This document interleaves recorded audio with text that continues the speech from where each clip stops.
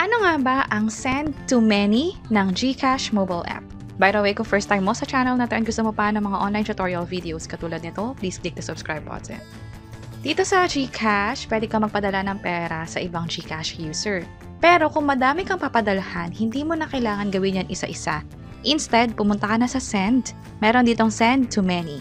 Pwede ka magpadala sa mula 2 hanggang 10 GCash accounts. Tap natin yan. Ang gagawin mo lang ay mag-enter ka lang ng mga number dito. Halimbawa, ito. And then, magdagdag ka pa ng isa. 2 na yung nadagdag ko. At kung gusto mo pang magpadala sa iba pang GCash user, pwede naman. Ilagay mo dito yung amount. Halimbawa, 5 pesos. Ano ibig sabihin nito? Pwedeng equally, pareho sila makaka-receive ng 5 pesos. Pero kung gusto mo random, out of this amount like 10 pesos, tapos, bahala na yung GCash mag-distribute kung magkano. Halimbawa, yung sa isang account is 6 pesos, yung sa kabila is 4. Pwede nyong gawin yun.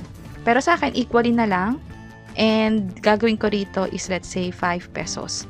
Each recipient will receive 5 pesos equally. Hindi naka-enable yung next na button. Hindi ko siya ma-tap. I mean, kahit i-tap ko siya, walang nangyayari. So, dapat mag-add tayo ng clip. Halimbawa, ito yung napili ko. And then, use this clip tayo. Scroll up ko lang. Kung makapansin nyo, yung next na button, pwede na siyang mapindot. Tap natin yan. Bali, in total, 10 pesos yung mababawas sa account mo. Walang charges or libre yung send to many ng GCash. Tap ko to, send 10 pesos.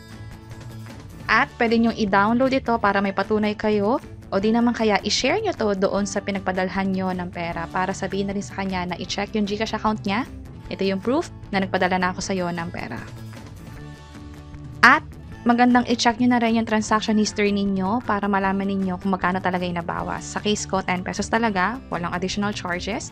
Pwede nyo na kausapin yung pinagpadalhan ninyo na i-check yung GCash account para makuha na yung pera.